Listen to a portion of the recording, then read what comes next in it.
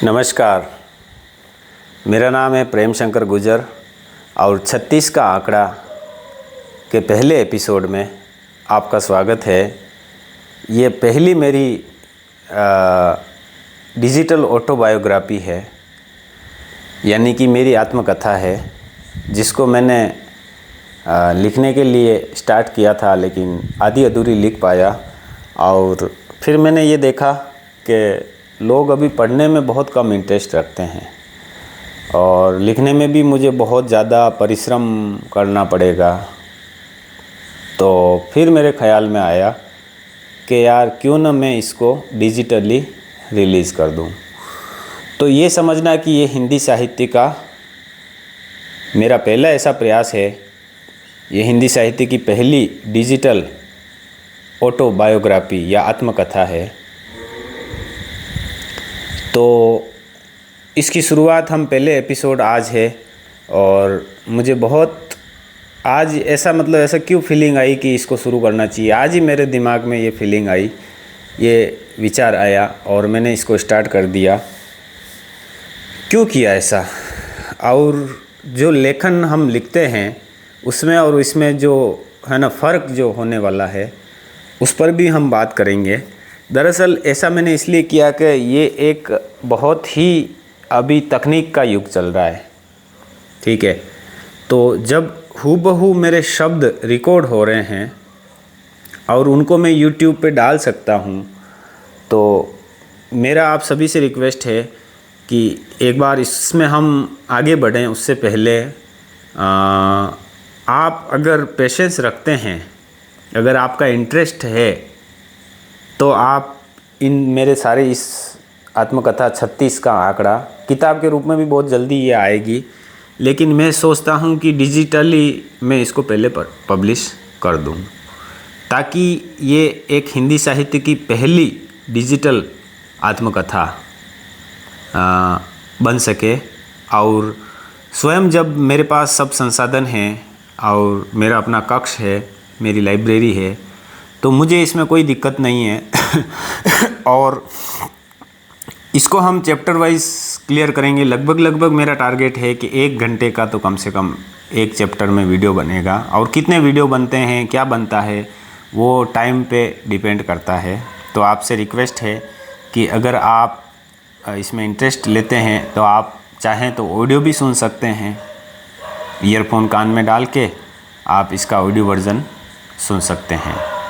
और आप चाहें तो वीडियो देख सकते हैं, आपके सामने है। मैं स्वयं साक्षी भाव से अपने शब्दों में बयान करूँगा, ठीक है। तो चलिए स्टार्ट करते हैं, ज़्यादा देर नहीं करते हैं।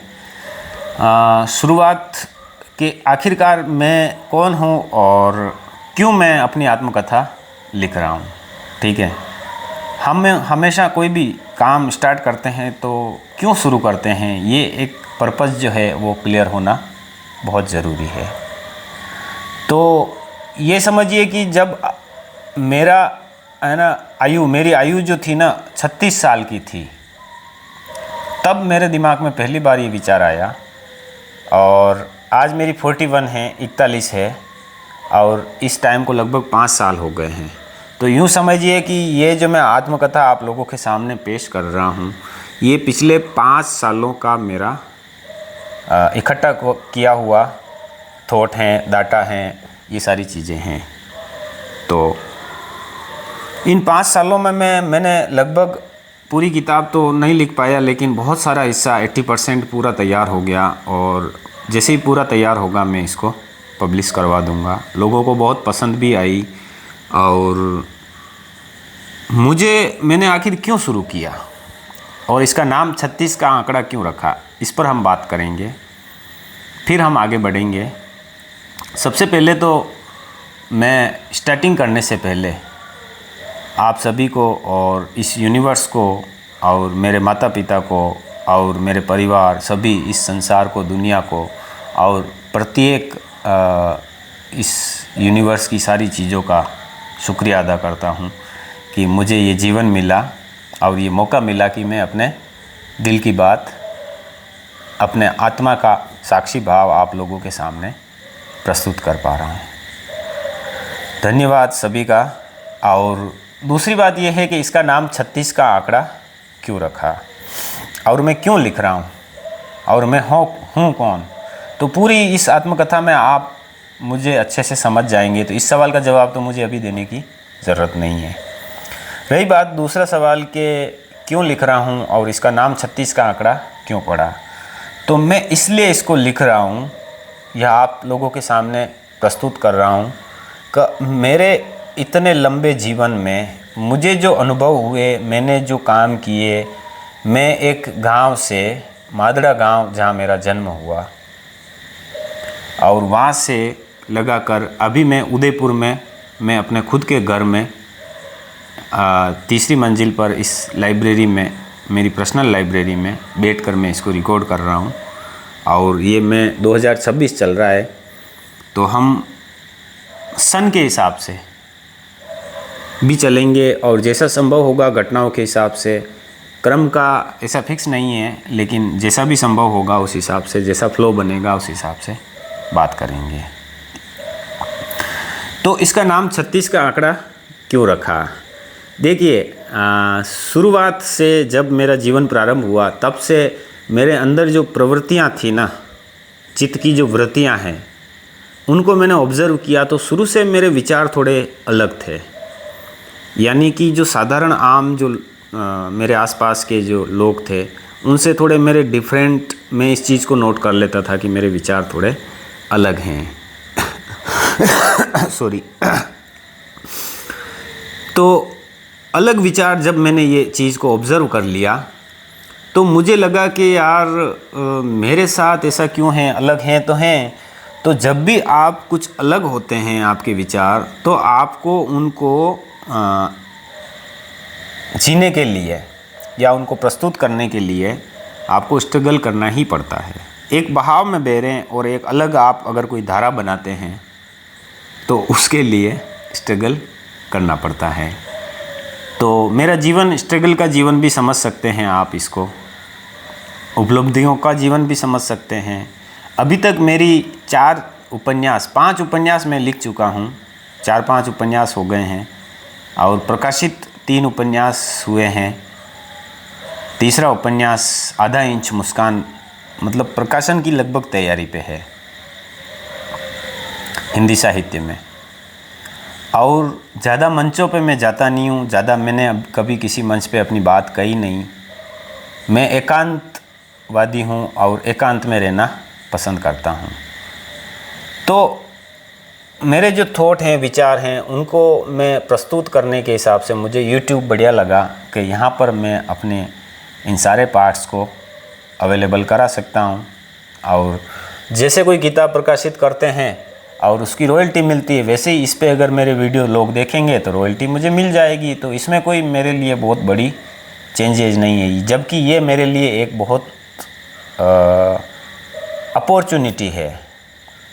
तो इस अपॉर्चुनिटी को मैंने पहचाना और मेरे ख्याल से अभी 2026 चल रहा है और अभी डिजिटल युग चल रहा है, वीडियो कंटेंट युग चल रहा है।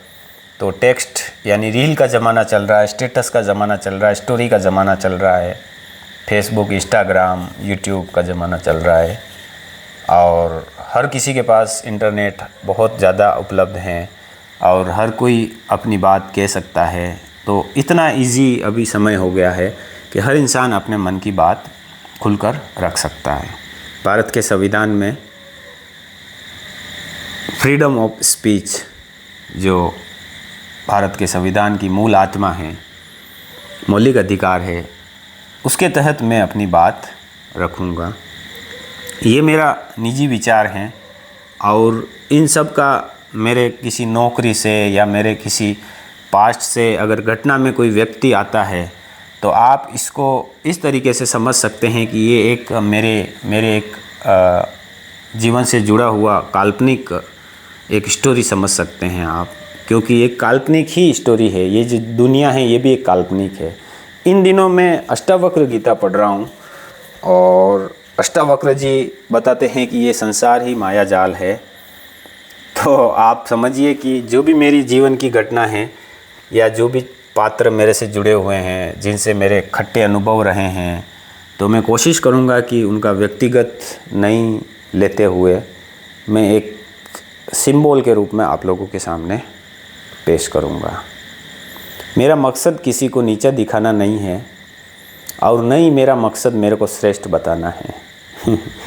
जब मैं किसी को नीचा नहीं दिखाना चाहता, सिर्फ घटनाओं का एक्सप्लेन करूँगा। और जिस चीज़ में मैं सबसे ज़्यादा विश्वास करता हूँ वो है कर्म, थ्योरी ऑफ कर्मा, यानी कर्म का सिद्धांत। और श्रीमद् भगवत गीता में भी निष्काम कर्म या निष्कर्म की व्याख्या दी गई है। तो अभी मेरे जैसे ना इनका अध्ययन कर रहा हूँ मैं अष्टावक्र गीता का। इसके बाद मेरा प्रयास रहेगा इस अष्टावक्र गीता पर मैं आप लोगों के सामने कुछ कंटेंट भी बना रहा हूँ, वीडियो भी बना रहा हूँ, यूट्यूब पे भी डाल रहा हूँ और रील्स भी बना रहा हूँ, वो भी डाल रहा हूँ। जो चीज़ मेरे को ना लगती है कि ये वैल्यूबल चीज़ है उसका मैं कंटेंट बना रहा हूँ और आप लोगों तक पहुँचा रहा हूँ।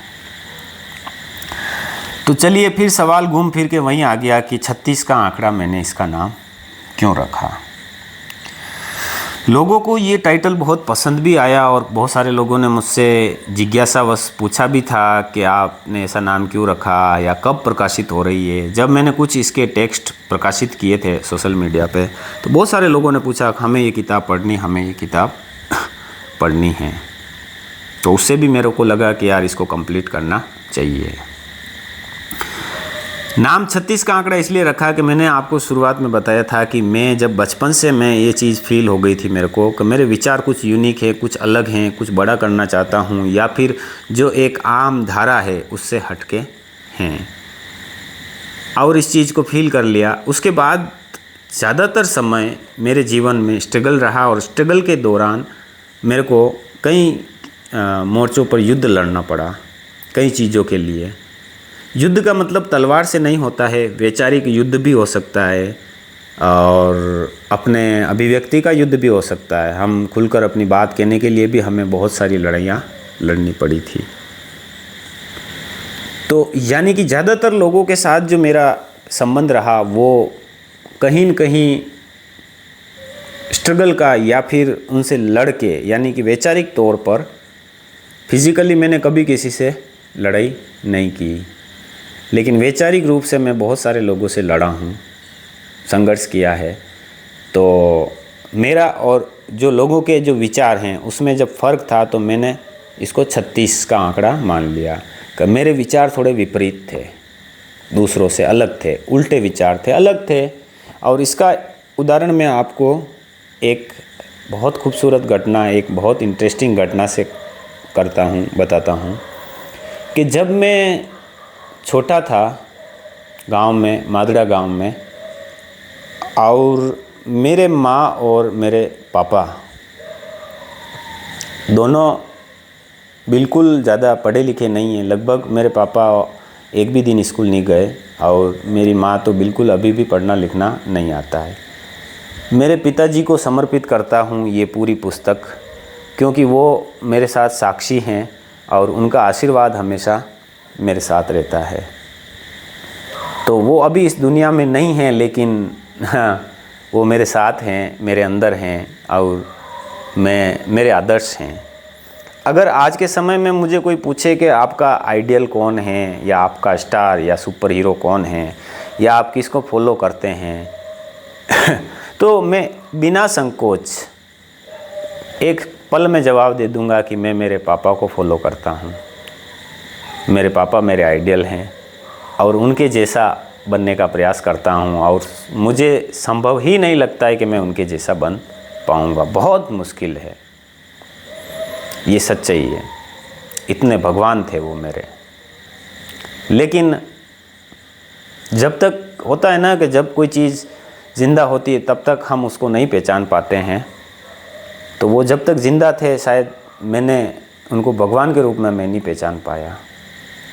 ये मेरे जीवन की बहुत बड़ी एक गिल्टी है जो आप लोगों से शेयर करना चाहता हूँ। और अभी जब वो नहीं हैं इस दुनिया में तो उनके जीवन का पूरा घटनाक्रम मेरे सामने आता रहता है और मैं उनके स्ट्रगल को और उनके संघर्ष को देखता हूँ। तो उससे मुझे इंस्पिरेशन मिलती है और वो मेरे साथ हैं, ऐसी कोई बात नहीं है, मैं उन्हीं का बच्चा हूँ। और इंसान गलतियों का पुतला है, तो गलतियाँ इंसान से हो जाती है, होती है। लेकिन ऐसा भी नहीं है कि मैंने मेरे पिताजी से बिल्कुल दूरी बन गई थी या कोई कड़वा संबंध था। वो हमेशा मेरे से प्रेम करते थे और अंतिम समय तक, जब उनकी अंतिम सांस निकली, उस समय मैं उनके बिल्कुल पलंग पे उनके पास बैठा हुआ था। तो अंतिम समय तक वो मेरे दिल में रहे और उन्होंने मुझसे बहुत प्रेम से व्यवहार किया। कोई इंसान, आज की जब दुनिया देखता हूँ तो मुझे लगता है कि लोग किस तरीके से हो गए हैं, नफ़रत, ईर्ष्या। मतलब इस आत्मकथा में आगे बात करेंगे कि सिर्फ ईगो की वजह से, नफ़रत की वजह से लोगों ने मेरे खिलाफ़ गुट बना दिया था। एक आधा घाव उमड़ कर और मेरे को पीटने के लिए, मेरे को मारने के लिए आ गया था। ये भी मेरे जीवन का एक कड़वा अनुभव है, इस पर भी जिक्र करेंगे। सिर्फ मूछ के लिए, नाम के लिए मेरे अपनों ने मेरे साथ कितना मानसिक अत्याचार किया, इस पर भी हम बात करेंगे।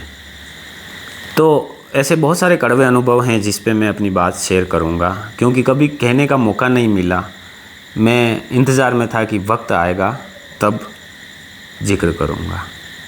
जैसा हो रहा है, जो कर रहा है, उसको स्वीकार कर रहा था। तो 36 का आंकड़ा इसलिए नाम रखा मैंने इसका कि मेरा ज़्यादातर लोगों से ज़्यादा बनी नहीं।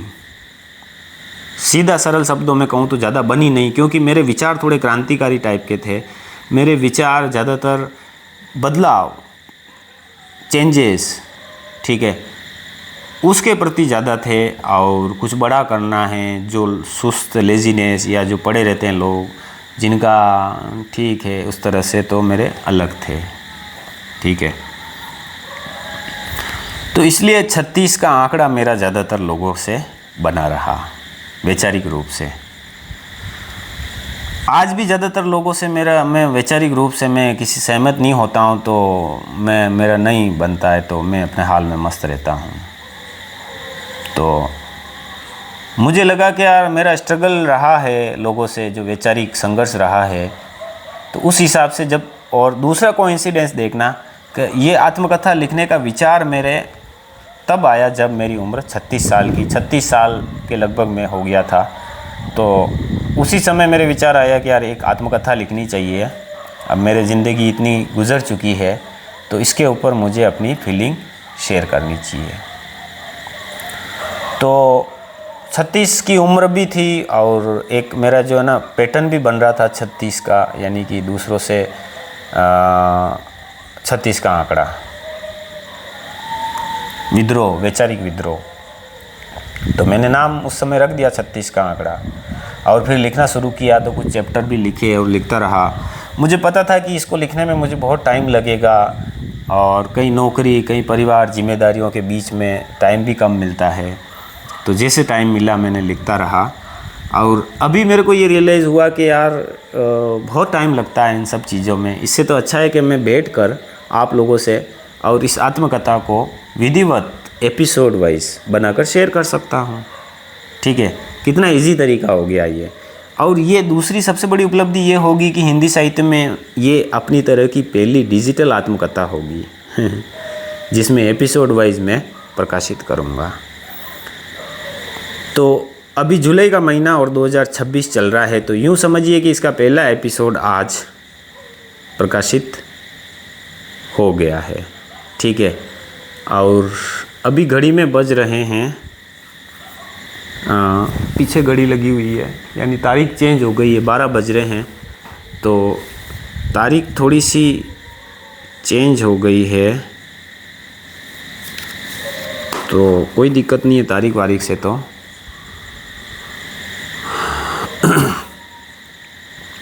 ये मेरा प्रयास है कि आप लोग आराम से, एक भी आदमी देखेगा, कोई नहीं भी देखेगा, तो भी मैं ये आत्मकथा डिजिटली डाल दूँगा, ताकि ये एक रेफरेंस रहे कभी फ्यूचर में मैं लिखूं तो, या फिर मुझे अपने अतीत को खंगालना हो तो मैं इस वीडियो के माध्यम से खंगाल सकता हूं।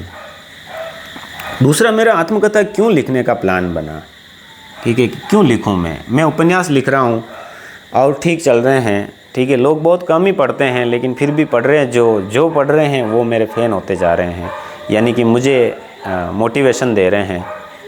तो थोड़ा सा 1 सेकंड का वेट करना, इसको बंद नहीं करूँगा मैं, कंटिन्यू रखेंगे। 1 सेकंड का मैं खिड़की बंद कर देता हूँ, आवाज़ें बहुत आ रही है उधर से।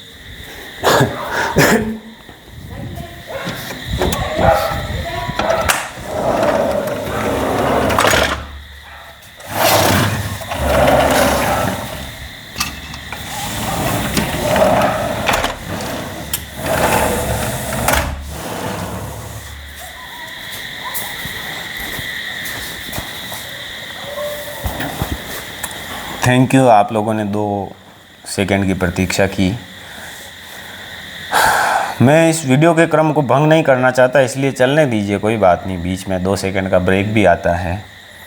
तो अभी इस समय मैं मेरी लाइब्रेरी में बैठा हूँ। रात के 12 सवा 12 बजे हैं और एग्जैक्ट मैं आपको तारीख देख के बताता हूँ, है ना। मैं थोड़ा सा चूक रहा हूँ कि आज 1 सेकंड, मोबाइल में आज 17 तारीख हो गई है और इस वीडियो को रिकॉर्ड करते हुए 21 मिनट हो गए हैं, यानी कि 12:15 हो रहे हैं। तो अगर विधिवत हम माने कि भाई 36 का आंकड़ा का पहला एपिसोड किस तारीख को प्रकाशित हुआ, तो क्या तारीख आएगी? 16 जुलाई 2026। 16/7/2026। ये 6 देखना एक योग है, एक संयोग है कि कितनी बार 6 आया है। आज 16 है, यानी 6 है 16 में, जुलाई, और 2026 में भी 6 है, ठीक है। और मेरी जो आत्मकथा है वो भी 36 का आंकड़ा है और 6 नंबर। इसलिए मैं बता रहा हूँ क्योंकि अंकशास्त्र का थोड़ा बहुत मैंने पढ़ा है और एक किताब भी मेरे पास अंकशास्त्र की पड़ी है, इसको मैंने पढ़ा। ये देखिए, अच्छी किताब है ये, राजन भारद्वाज की। और ये कोई प्रचार नहीं है, बस पढ़ी ऐसे ही विचार आया तो मैंने बता दिया। किसी किताब का प्रचार नहीं है और कुछ भी चीज़ प्रचार नहीं है, क्योंकि अभी मैं पढ़ रहा हूँ अष्टावक्र गीता और उसके हिसाब से मैं आत्मा की अनुभूति करना चाहता हूँ और उसके लिए प्रयास कर रहा हूँ। आत्मा अनुभूति के, अपनी आत्मा को जानना। इस पर हम बाद में और बात करते रहेंगे। तो कुल मिला के 20-25 मिनट के इस वीडियो अभी तक हो चुका है। 60 से 100 मिनट के बीच में रखूँगा, ज़्यादा लंबा भी नहीं करूँगा। तो अभी तक आप लोग ये समझ गए हैं कि मेरा नाम प्रेम शंकर गुर्जर है। मेरा जन्म मादड़ा में हुआ 1985 में, 6 अप्रैल 1985 में मेरा जन्म हुआ, यानी वहाँ पर भी 6 आता है, यानी कि अंकशास्त्र में मेरा नंबर 6 है। इनका टोटल करेंगे तो भी 6 आएगा और बर्थ भी मेरा 6 अप्रैल को हुआ। तो 6 नंबर जो है वो मेरे लिए मतलब अंकशास्त्र के हिसाब से मेरा फेवरेट नंबर है। अब मैं किस चीज़ को मानता हूँ, किस चीज़ को नहीं मानता हूँ, इस पे भी हम आगे बात करेंगे।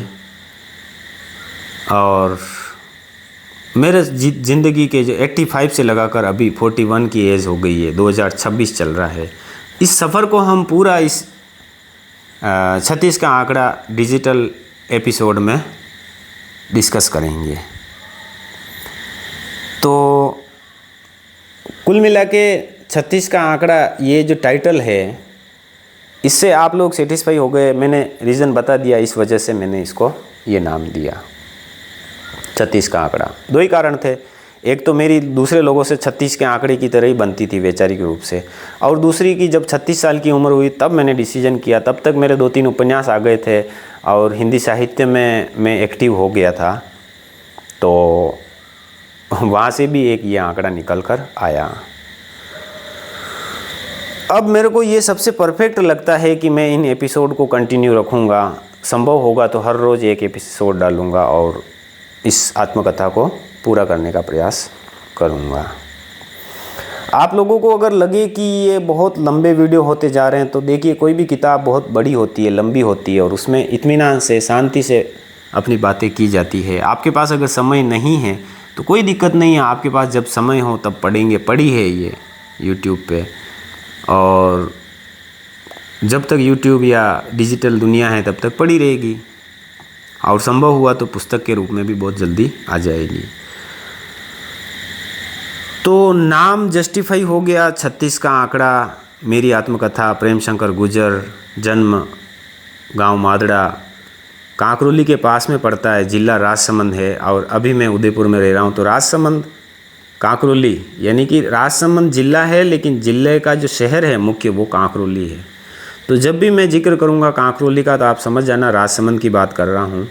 और ये दोनों राजस्थान में स्थित हैं और हम सभी भारत में स्थित हैं। मुझे गर्व है कि मैं भारत में हूँ। अभी राजनीतिक रूप से हालात क्या चल रहे हैं और इन पे भी हम बातचीत करेंगे, पहले क्या थे, सब चीज़ों पर हम डिस्कस करेंगे। अभी फ़िलहाल 36 का आंकड़ा में हम आगे बढ़ते हैं। ये नाम का जस्टिफाई हो गया, और अब हम सवाल आखिर घूम फिर के यहाँ आता है कि मैं क्यों लिख रहा हूँ या क्यों प्रकाशित कर रहा हूँ। तो उसका एक सरल सा सवाल का जवाब मेरे जो मन में आया है वो ये है कि मेरी लाइफ इतनी गुजर गई, मैं क्या सोचता हूँ, किन चीज़ों को फॉलो करता हूँ, कैसे मेरे विचारों का पैटर्न है, थिंकिंग पैटर्न है, किस तरीके से मैंने स्ट्रगल किया है, तो उस समय क्या सोचा था, वो सारी चीज़ें जितना भी मेरी लाइफ में अभी तक 41 साल की उम्र में जो गुजरा है वो सब अभी मेरे को याद है थोड़ा बहुत, ठीक है, लगभग। लेकिन समय गुजरेगा वैसे वैसे मैं भूलता जाऊंगा। भूल जाते हैं, इंसान की प्रवृत्ति है, नेचर है। तो 36 साल की उम्र में मैंने सोच लिया था कि यार मुझे लिख देना चाहिए, ये जो पार्ट है मेरा स्ट्रगल का पार्ट है, इस पे मुझे लिख देना चाहिए ताकि मैं समय रहते सारे चीज़ों को व्यवस्थित उसको आंकड़ों में यानी कि लिख सकूं, उसको सुरक्षित रख सकूं। क्योंकि मैं एक सामान्य सा इंसान हूँ, और एक सामान्य इंसान जो स्ट्रगल करता है या जो उठ के यहाँ तक पहुँचता है वो बहुत मायने रखता है। सामान्य कैसे कह सकते हैं आप मेरे गांव में अभी भी जाके देखिए, मैं सामान्य से भी और मतलब मिडिल क्लास से भी और नीचे किसान परिवार से हूँ। और एक किसान का लड़का एक दूध बेचने, मेरे पापा क्या करते थे, स्कूल नहीं गए थे, गांव में गुजारा करने के लिए क्या करते थे, हम गुजर हैं। तो गुजरों में क्या होता है, गायें और भैंसें रखना, उनके सेवक हैं हम, गायों के सेवक हैं, गोपालक हैं हम, गुजर हैं हम। तो गायों की सेवा करना, उनको रखना घर में, ये हमारा मूल धर्म है गुजर समाज का। और भगवान देव नारायण को प्रणाम करता हूँ जिनकी कृपा से मेरा जीवन चल रहा है, और गुजर समाज पर उनकी पूरी कृपा बनी हुई है। तो जब भी मैं भगवान की बात करूं तो आप ये मत सोचना कि मैं बहुत रूढ़िवादी हूं, मैं है ना कुछ भी नहीं हूं। जो विचार जिस समय मेरे जहन में आते हैं वही, आप मेरे बारे में अगर धारणा बनाने चलेंगे तो आप पूरी आत्मकथा पढ़ते पढ़ते आपके दिमाग के होश उड़ जाएंगे, आप कोई धारणा बना ही नहीं पाएंगे, क्योंकि मैं कोई एक स्थिर चित्त नहीं हूँ। तो ये सबसे इंटरेस्टिंग बात है कि आप धारणा नहीं बना पाएंगे मेरे बारे में। तो भगवान देव नारायण को प्रणाम करने के बाद, जैसा मैंने बताया ना, मेरा जो शुरुआती दौर था वो एक बिल्कुल किसान परिवार से था। मेरे पापा शंकर जी गुर्जर नाम है उनका, और मेरा नाम जो है प्रेम शंकर गुर्जर। ये भी दोनों का एक देखना आप मिश्रण है। और कैसे नाम पड़ा ये प्रेम शंकर गुर्जर, गांव में मेरा नाम चिंटू है, अभी भी मेरी माँ चिंटू नाम से ही मेरे को पुकारती है। कल मैं गांव जाऊंगा, ठीक है, कल कुछ काम भी है, मेरी ड्यूटी कांकरोली में है जिला परिषद में, तो वहाँ ड्यूटी करके फिर मेरा गांव पास में ही है, तो वहाँ माता जी के पास जाके आऊँगा। और अभी उम्र हो गई है तो उस हिसाब से मैं लगभग गाँव जाता रहता हूँ, उनके पास में जाके बैठता हूँ, बातें करते हैं और वापस आ जाता हूँ। तो कांकरोली से लगभग 10 किलोमीटर की दूरी पर मेरा गांव स्थित है, मादड़ा गांव। और कोई बहुत ज़्यादा फेमस भी नहीं है और कोई एकदम शहरी भी नहीं है, एकदम गांव, ग्रामीण जीवन। और बात कर रहे हैं हम 1985 की, 1985 की, जब मेरा जन्म हुआ। उस समय मेरे नए गांव में घर बना था, लगभग 1-2 कमरे बन गए थे। एक मैंने यूट्यूब पे वीडियो भी डाला है जिसमें घर का, मैं और भी कल हो सकेगा तो जाऊंगा तो आपको वीडियो बना के डालूंगा उसका। अलग अलग टुकड़ों में है ये एपिसोड, में बैठ के अलग रखूंगा और बाकी सारे वीडियो मेरे इस यूट्यूब पे कहीं कहीं मिल जाएंगे। कुछ वीडियो मैं है ना जो अभी पढ़ रहा हूँ या विचार कर रहा हूँ, जैसे ना अष्टावक्र गीता पढ़ रहा हूँ तो उससे मुझे क्या सीख मिल रही है, उसके 5-10 मिनट के वीडियो बना के डालता हूँ, वो अलग चीज़ है, ये अलग चीज़ है। लेकिन डाल मैं इसी चैनल पे रहा हूँ ताकि एक ही जगह रहे और सुरक्षित रहे। तो 1 सेकंड का टाइम दीजिए, पानी पी लेता हूँ मैं।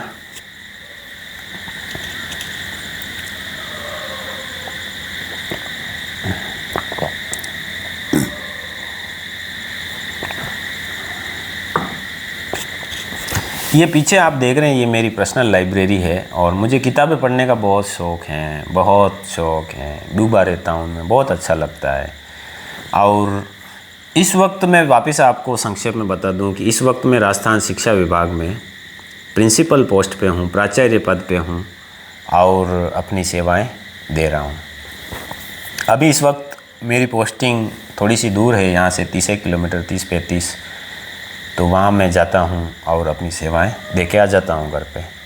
दोपहर के बाद का समय मेरे को मिल जाता है जिसमें मैं पढ़ना है, साहित्य या फिर कहानियाँ लिखना है या फिर कोई कंटेंट बनाना है, तो उस पर ये मेरे हाथ में ये देखिए किंडल है और इसमें मैं किताबें पढ़ता रहता हूँ।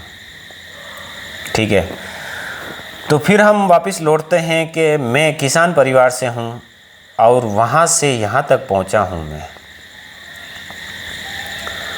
तो इसको अगर आप नॉर्मल समझते हैं तो फिर मेरे हिसाब से आप जैसा समझें वैसा ठीक है। मेरे को जो ठीक लग रहा है वो मैं कर रहा हूँ। ठीक है, आपकी अपनी समझ है, मेरी अपनी समझ है। मैं कभी भी आपकी समझ पे प्रश्न नहीं उठाऊँगा। गांव में क्या, मेरे पिताजी दूध बेचते थे, खेतीबाड़ी और सब अभी भी है ही है, तो उस समय था। और खेतों पे एक कुआं बना हुआ है, कुएं पे एक पानी पीने की पो बनी हुई है, एक छोटी पो है जो पानी पीने की है, उससे एक बड़ी पो है जहाँ हम सब परिवार वाले कपड़े धोते थे। मेरे पिताजी समेत 4 भाई और 3 बहनें हैं, यानी 7 मेंबर मेरे दादाजी के 7 बच्चे हुए हैं, 7 संतानें हुई है। मेरे दादाजी का नाम खेमा जी गुजर हैं और वो उस समय के बहुत बड़े समाज में पंच थे, प्रतिष्ठित थे और बहुत प्रतिष्ठा उनकी थी। उनको प्रणाम करता हूँ। वो हैं तो मैं हूँ और इन सब के मेरे पूर्वजों की वजह से मैं हूँ। तो सभी को मैं प्रणाम करता हूँ। तो मेरे दादाजी एक कृषक थे और खेतीबाड़ी करना और समाज में जाना आना ये काम था और समाज में बहुत प्रसिद्ध भी थे, खेमा जी गुजर। उनके 4 लड़के और 3 लड़कियां, यानी 7 संतानें हुई, जिसमें मेरे पिताजी सबसे बड़े हैं 7 में। यानी कि जो परिवार के 7 सदस्य हैं उसमें मेरे पिताजी सबसे बड़े हैं, बहनों में और भाइयों में सबसे बड़े हैं। इसलिए सारे लोग उनको दादा भाई यानी दादा यानी बड़ा भाई, दादा भाई बोलते थे। आज भी बोलते हैं दादा भाई, मतलब अभी रिसेंटली जब तक वो जीवित थे।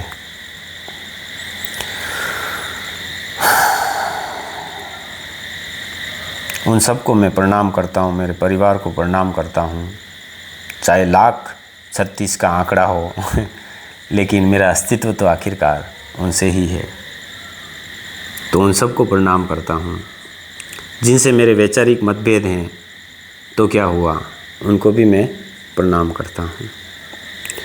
तो मेरे पिताजी सबसे बड़े थे उम्र में और उनका नाम था शंकर लाल गुजर।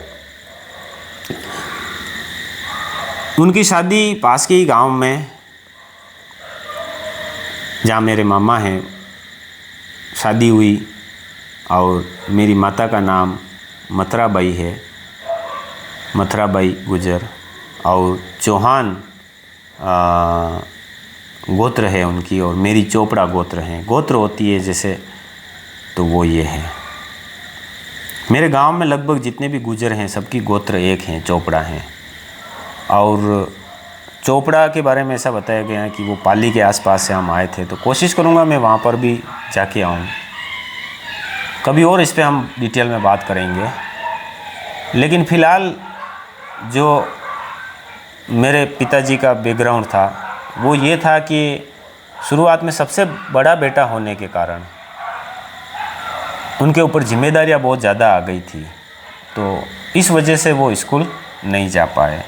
क्योंकि मेरे दादाजी खेतीबाड़ी में लगे रहते थे और उनको मदद की भी ज़रूरत होती थी, और पापा सबसे बड़े थे तो उनसे उम्मीद की जा सकती है कि भाई बड़ा बेटा सबसे पहले हेल्प कराएगा। तो इस वजह से मेरे पिताजी एक दिन भी स्कूल नहीं जा पाए, लेकिन उनकी पढ़ने की बहुत ललक थी, बहुत इच्छा थी उनकी पढ़ने की। इसी का नतीजा ये है कि आप देखना कि जीवन के अंतिम समय तक वो लिखना और पढ़ना सीख गए थे, एक दिन स्कूल गए बिना। आज भी मेरे पास उनके हाथ से लिखे हुए नोट्स हैं। और किताबें पढ़ते थे, आपको विश्वास नहीं होगा, अखबार पढ़ते थे, किताबें पढ़ते थे। जो व्यक्ति एक दिन भी स्कूल नहीं गया वो लिखना पढ़ना सीख गया। कैसे? बस जिज्ञासा से वो देखते थे, मार्केट में जाते थे, अखबार पढ़ना धीरे धीरे शुरू किया, एक दो अक्षर, और इस तरीके से उन्होंने पढ़ना लिखना सीख लिया। एक किताब मुझे आज भी याद है, यहाँ उदयपुर से मुझसे उन्होंने मंगवाई थी। उस किताब का नाम है चतुर चिंतामणि, और वो लिखी थी बावजी चतुर सिंह जी ने, जो बहुत मेवाड़ के बहुत प्रसिद्ध कवि थे, बावजी चतुर सिंह जी। मेरी इच्छा है कि मैं जल्दी उसको लेके आऊँगा और पढ़ूँगा, ख़रीद के बहुत जल्दी लेके आऊँगा और उसको पढ़ूँगा। यानी कि उसमें मेवाड़ी भाषा में बहुत अच्छे पद्य रचनाएं मिलती है। तो जैसे एक उदाहरण बताता हूँ, मेरे को अभी याद आ रहा है उस किताब का, कि परगर पगनी मेलणो वना मान मनवार, अंजन आवे देखने सिग्नल रो सत्कार। नीतिपरक बात कही है इसमें, मुझे ठीक से याद है, तो उसी किताब से मैं और कंफर्म करके आपको बता दूंगा। लेकिन कितनी इंटरेस्टिंग बात उसमें बताई गई बावजी चतुर सिंह जी ने, कि परगर पगनी मेलणो वना मान मनवार, अंजन आवे देखने सिग्नल रो सत्कार। यानी कि दूसरों के घर तब तक आपको पाँव नहीं रखना है जब तक आपकी इज्जत, आपका मान और आपका मतलब स्वागत नहीं हो, मनवार नहीं हो। मान मनवार, परगर पगनी मेलणो वना मान मनवार, यानी मान और मनवार नहीं करे। जब तक आपका मान और मनवार नहीं हो तब तक आपको दूसरों के घर पे कदम नहीं रखना चाहिए। ये एक स्वाभिमान की बात है, और मेरा स्वभाव भी थोड़ा स्वाभिमानी है, इसीलिए 36 का आंकड़ा मेरे लोगों के साथ बैठ जाता है, क्योंकि जल्दी झुकना पसंद नहीं करता। मेरे मामा जी के लड़के ने कई बार बोला है मुझे कि झुक जाया करो। और एक बात उसने बताई कि यार जो धोबड़ी होती है ना, वो झुक जाती है, पानी उसके ऊपर से गुजर जाता है और वो वापस खड़ी हो जाती है, और जो ठूंठ बना रहता है पेड़ जो नहीं झुकता है वो टूट जाता है। कितनी अद्भुत बात बताई। तो इस उदाहरण को मैं यही समझ लूँ कि यानी झुक जाना ही ज़िंदगी है हर जगह। बस झुक जाओ, आप जहाँ मौका मिले सब जगह झुक जाओ। तो मैं किसी एक चीज़ को ब्लाइंडली फॉलो नहीं करता, तो जहाँ ज़रूरत पड़ती है वहाँ झुकता हूँ, जहाँ नहीं पड़ती। आज भी मेरी माँ के चरणों को जाके छूता हूँ, उनके सामने झुकता हूँ, मेरे पिताजी के सामने हर समय झुका रहता हूँ। तो जहाँ ज़रूरत होती है वहाँ पे झुक जाना अच्छा है, लेकिन हर जगह झुक जाना अच्छा नहीं है।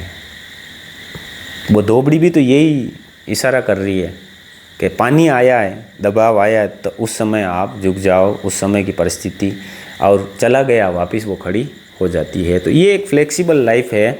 ये मतलब भगवान बुद्ध का जो है ना, जो सिद्धांत है ना, मध्यम मार्ग, ये मध्यम मार्ग मान सकते हैं हम इसको। तो इतने दिन में इस चीज़ को यही समझ रहा, अभी मुझे एकदम रियलाइज़ हुआ कि यार ये एग्जाम्पल ऐसे भी तो सेट हो सकता है। इतने दिन में यही समझ रहा था कि नहीं, धोबड़ी तो बिल्कुल झुक जाती है, तो बिल्कुल झुक जाना भी ठीक नहीं है। पर इसका अर्थ ये नहीं होता है। इसका अर्थ ये होता है कि जहाँ पर आवश्यकता हो और जहाँ पर झुकने का धर्म हो वहाँ झुक जाना चाहिए, और जहाँ ज़रूरत नहीं है तो वहाँ खड़े हो जाना चाहिए।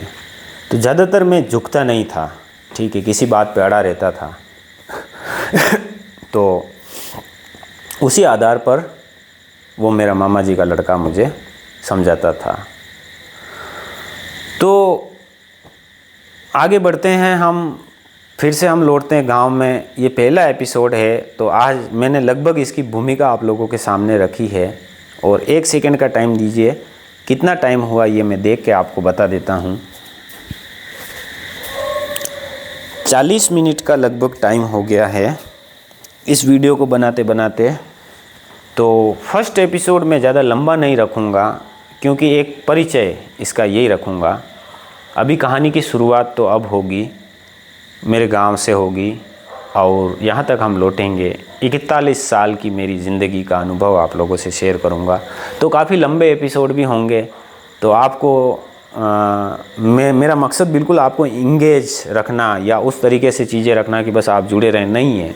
मेरा मकसद सिर्फ ये है कि मैं अपनी बात जो महसूस कर रहा हूँ वो ऑन रिकॉर्ड डाल दूँ, ताकि क्या है कि ये एक डॉक्यूमेंटेशन हो जाए, और जब ज़रूरत हो तो मुझे तारीखें, तथ्य और सारी चीज़ें याद रहे।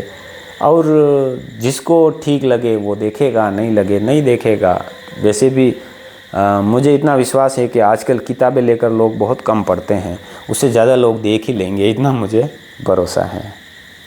तो किताब से क्या कम हुआ, ये एक 500 लोग, 1000 लोग किताब खरीद के बहुत कम लोग हैं जो पढ़ते हैं। जैसे उदाहरण बताऊं तो 2018 में मेरा पहला उपन्यास फिलोसोफर स्टोन यानी पारस पत्थर आया था।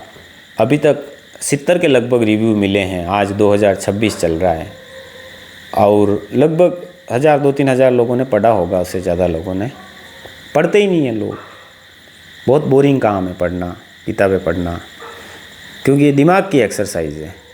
और दूसरा उपन्यास मेरा दूसरी दुनिया आया 2022 में, उसको लगभग 8-10 रिव्यू मिले हैं मात्र। मैं कोई सर्वश्रेष्ठ लेखक नहीं हूँ, मैं कोई सर्वश्रेष्ठ नहीं हूँ। ये तो मेरे लेखन का शुरुआती दौर है जिसमें मैं कलम चलाना सीख रहा हूँ, ठीक है। तो मेरे को कोई अभिमान नहीं है कि यार मैं श्रेष्ठ लेखक हूँ और मेरा सम्मान नहीं हो रहा, मेरी किताबें नहीं पढ़ रहे हैं। नहीं पढ़ रहे हैं, श्रेष्ठ नहीं लिखा होगा तो नहीं पढ़ रहे हैं, लिखेंगे जब चेतना जगेगी तब लिखेंगे। जो लगा वो लिखा, जो लगेगा वो लिखेंगे। तो दूसरा उपन्यास आया, फिर इसके बाद तीसरा उपन्यास जो है आधा इंच मुस्कान, वो अभी प्रकाशित होने वाला है। एक उपन्यास डिजिटली मैंने डाल रखा है, प्रोफेसर करके है, जिसमें एक प्रोफेसर की स्टोरी है। तो यानी 4 उपन्यास तो मेरे तैयार पड़े हैं। एक पुस्तक मैंने, ये लाइफ 50 करके एक किताब है जिसमें 50 मोटिवेशनल किताबों का सार है, ये प्रकाशित करवाई है। तो यानी कि 4-5 किताबें, 5 किताबें मेरी तैयार है, लिख चुका हूँ मैं। और कहानियाँ भी लिखता हूँ, कहानी संग्रह भी अब प्रकाशित करवाना है जैसे ही समय मिलेगा। मेरी एक कहानी है जानवराधिकार, उसको पुरस्कार भी प्राप्त हुआ है। पुरस्कार भी यहाँ पीछे पड़ा है, आप देख सकते हैं। और सर्वश्रेष्ठ कहानी का उसको युवा कथाकार के रूप में मुझे पुरस्कृत किया गया। तो ये सब चीज़ें चलती रहेगी। फ़िलहाल इस एपिसोड को ज़्यादा लंबा नहीं करेंगे। संक्षेप में मैं बता दूं कि अब डिजिटली रूप से मैं इस आत्मकथा को प्रकाशित करूंगा, और आराम से बैठ के इत्मीनान से जैसी फीलिंग आएगी वो आप लोगों से शेयर करता जाऊंगा। इसका नाम है 36 का आंकड़ा।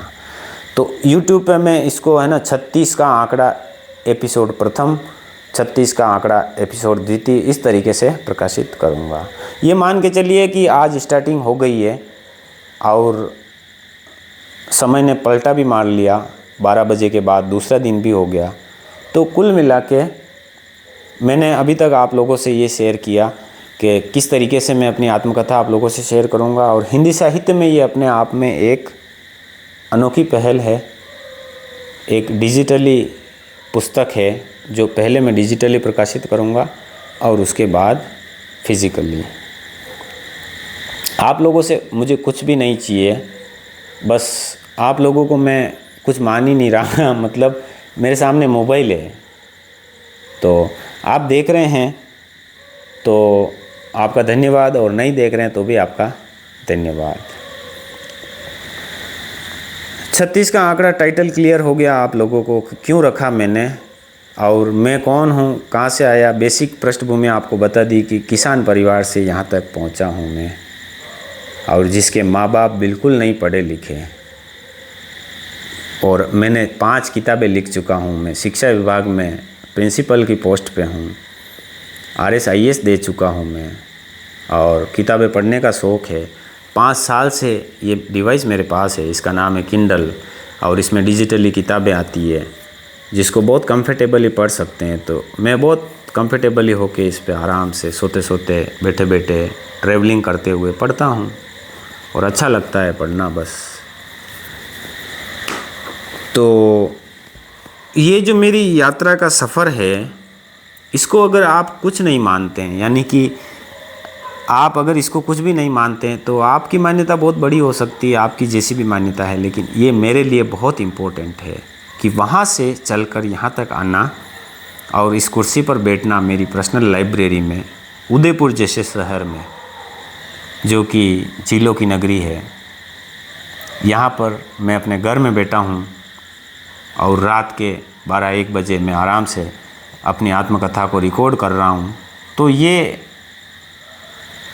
उस गांव से निकल के यहाँ तक का सफ़र, ये आत्मकथा है। तो फ़िलहाल 36 का आंकड़ा आप लोग ज़रूर इसको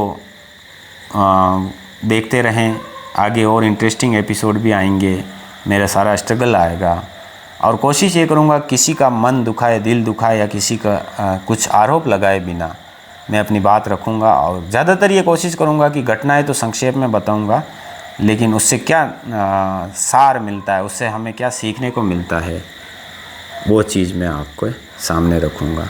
क्योंकि मेरी आत्मकथा का मकसद भी सिर्फ यही है कि मैं हर चीज़ आप लोगों को विस्तार से बताकर बोर नहीं करना चाहता। जो अनुभव, जो सीख मेरे को मिली है, वो आप लोगों से शेयर करूं, ताकि आप अपनी ज़िंदगी को बेहतर बना सकें। तो पहले एपिसोड को अब लगभग हम समाप्ति की ओर ले जा रहे हैं, और आपसे फिर से रिक्वेस्ट है कि यदि आपने मेरा YouTube चैनल अभी तक आपने आत्मकथा देखी और आपको लगे कि ठीक है, तो आप अगले एपिसोड से अपडेट रहने के लिए आप मेरा चैनल सब्सक्राइब कर दीजिए, और नहीं भी करेंगे तो कोई दिक्कत नहीं है। आप अपने ईगो पे मत लीजिए मेरी किसी भी बात को। मैं बिल्कुल जो भी भाव आएंगे, मन में विचार आएंगे, वो आप लोगों से शेयर करता जाऊंगा। और फिलहाल के लिए अब आसपास में सन्नाटा है, झिंगुरों की आवाज़ें आ रही हैं, शांति है, कहीं दूर से कुत्तों की आवाज़ें आ रही हैं। तो ऐसे शांत वातावरण में अब हम इस पॉडकास्ट को यहीं समाप्त करेंगे, और दूसरे एपिसोड में हम बात करेंगे कि मेरे जीवन का स्टार्टिंग और वर्तमान सब चीज़ें चलती रहेगी, एक दूसरे से जुड़ा हुआ पूरा जीवन। तो मैंने आज की वीडियो में ऐसा नहीं कि स्टार्टिंग से ही बात करी है, कुछ और बात नहीं की है, सब घूम फिर के चलती रहेगी बातें, लेकिन विस्तार से हम स्टार्टिंग से शुरू करेंगे। बीच बीच में जैसे अभी का भी चलता रहेगा, अभी थॉट आ रहे हैं, अभी क्या पढ़ रहा हूँ, आजकल क्या कर रहा हूँ, वो भी चलता रहेगा, यही है। तो आत्मकथा का मेरा सिर्फ मकसद ये है कि मैं अपने अनुभव, अपनी फीलिंग आप लोगों से शेयर कर सकता हूँ। आप अपनी ज़िंदगी को मेरी ज़िंदगी से सीख के बेहतर बना सकते हैं। मैंने जो गलतियाँ की वो भी शेयर करूँगा, तो उससे भी आप सीख सकते हैं। मैंने जो उपलब्धियाँ प्राप्त की वो भी शेयर करूँगा, तो उससे भी आप सीख सकते हैं और ख़ुद को इम्प्रूव कर सकते हैं। मेरे चैनल का नाम ही सेल्फ इम्प्रूवमेंट है। मेरा ये मानना है कि हमें सेल्फ इम्प्रूवमेंट करते रहना चाहिए, और ये आखिरी समय तक चलने वाली एक प्रक्रिया है सेल्फ इम्प्रूवमेंट। तो फिलहाल यहीं अनुमति दीजिए। आज का दिन आपके लिए शुभ रहे। शुभ रात्रि। मैं हूँ प्रेम शंकर गुजर। आत्मकथा 36 का आंकड़ा का ये पहला एपिसोड यहीं समाप्त करते हैं। दूसरे एपिसोड में कल हम बात करेंगे जीवन के मेरे शुरुआती दौर, और मेरा जो स्वभाव ज़िद्दी था, किस तरीके से मेरे माँ ने मना करने पर भी मैंने करंट के तार को पकड़ लिया। उसमें करंट आ रहा था फिर भी पकड़ लिया। क्यों पकड़ लिया? क्योंकि ज़िद थी बस। मना कैसे किया? मना किया तो जाके पकड़ लूँगा उसको। तो ये भी मेरे स्वभाव में था, देखना, उस पर भी हम बात करेंगे। तो फिलहाल के लिए अनुमति दीजिए, कल हम दूसरे एपिसोड में बात करेंगे। आज का पहला एपिसोड सिर्फ एक भूमिका के रूप में समझिए इसको। दूसरे एपिसोड से हम कंटिन्यू स्टोरी थोड़ी एक गति पकड़ेगी और उसको हम कंटिन्यू रखेंगे।